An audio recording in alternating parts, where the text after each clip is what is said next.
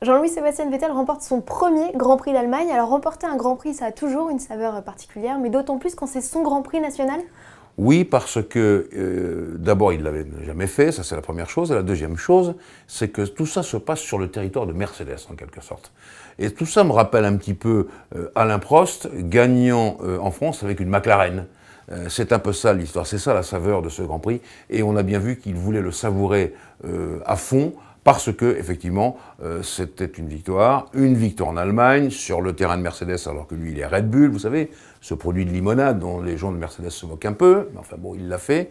Et ensuite, il a une course très difficile qu'il a menée de main de maître, et ça, je trouve que ça valait le coup de fêter ça.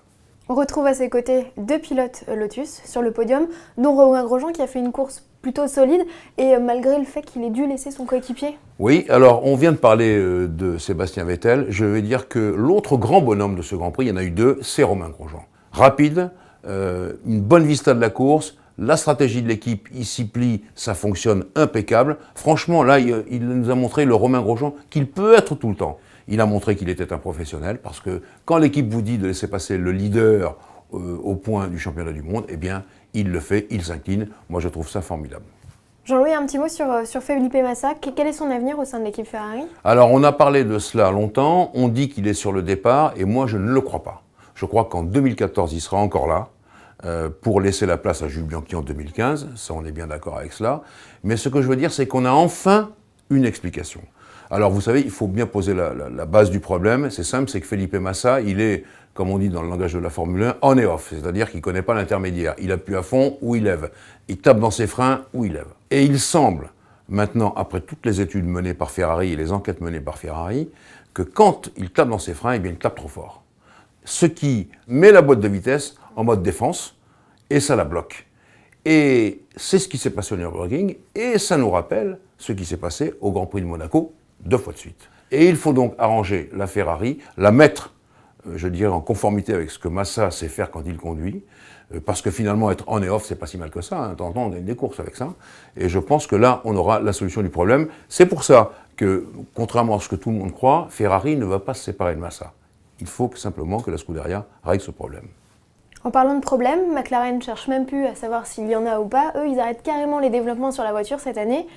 Une raison, enfin voilà, ils y croient plus? Non, ils y croient plus. Quelle erreur de la part de McLaren, qui avait une voiture, qui a gagné des Grands Prix l'an dernier, qui s'est magnifiquement comportée, qu'il suffisait de faire un peu évoluer pour qu'elle soit encore dans le coup cette année. Non, pour essayer d'obtenir un titre de champion du monde, ou même deux, ils ont fait une nouvelle voiture qui a été faite en catastrophe, je trouve, assez rapidement. Elle ne marche pas du tout, donc fin de l'aventure. Ils ne la font plus évoluer. Ils se consacrent sur la voiture de 2014, qui est quand même une voiture très compliquée à mettre au point, ou en tout cas à élaborer. Fin des espoirs de Jenson Button et de Checo Pérez.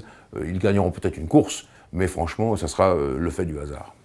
Jean-Éric Vergne abandonne sur problème mécanique. Jules Bianchi, c'est un peu pareil. Les Français encore dans la tourmente, c'est un peu dommage, franchement, Jean-Louis. Oui, c'est dommage parce que rien n'a fonctionné pour eux. Bon, Vergne, ça fait 2 fois de suite, donc il s'inquiète.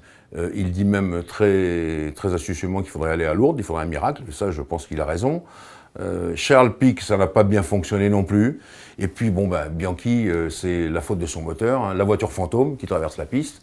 Il était absolument pour rien pour tout ça, le pauvre Jules, mais enfin bon, rien n'a fonctionné pour eux. Non, des Français, le seul qui tire son épingle du jeu, on l'a dit tout à l'heure, c'est Romain Grosjean. Les autres n'ont pas existé sur ce Grand Prix.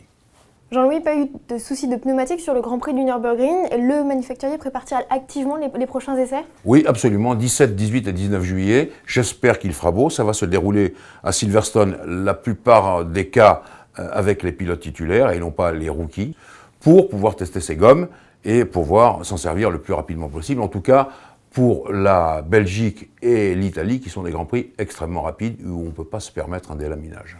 Jean-Louis, a-t-on des nouvelles du caméraman qui a reçu un pneu assez violemment dans les stands sur le Grand Prix? Écoutez, moi je trouve, franchement, qu'il s'en sort plutôt bien, parce que 25 kilos qui vous arrivent en pleine figure, probablement à un peu moins de 100 km/h, généralement on n'est plus là pour en parler. Alors il a une arcade sourcilière tout très touchée, c'est un petit trauma crânien, il a des côtes enfoncées, il a aussi une fracture de la clavicule.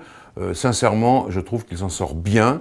Il est en observation à l'hôpital et il sortira dès qu'il le pourra. Mais dès le prochain Grand Prix déjà, tout le monde devra être casqué et les médias. Ils seront vraiment confinés sur le muret des stands. C'est la décision de la FIA contre laquelle on ne peut pas revenir et le Conseil mondial l'a d'ores et déjà entériné. Dernière question, Jean-Louis. Trêve estivale, est-ce que c'est le début du mercato? Est-ce que c'est encore un petit peu trop tôt? Non, ce n'est pas trop tôt parce que les discussions vont bon train. On sait que Mark Webber avait la clé des transferts. Bon, ben voilà, on sait maintenant qu'il s'en va. Il y a le baquet Red Bull Renault. Moi, je crois que le mieux placé, c'est Kimi Räikkönen. Je le répète, il a signé une option. Donc, signer une option, ça veut dire que s'il met le pied en dehors de l'équipe Lotus Renault, c'est pour Red Bull Renault. Éric Boulier, lui, sa solution, elle est simple. Les gros bras sont tous pris, mais il peut choisir parmi les grands talents en devenir qui se sont révélés au cours de cette saison ou de la saison passée.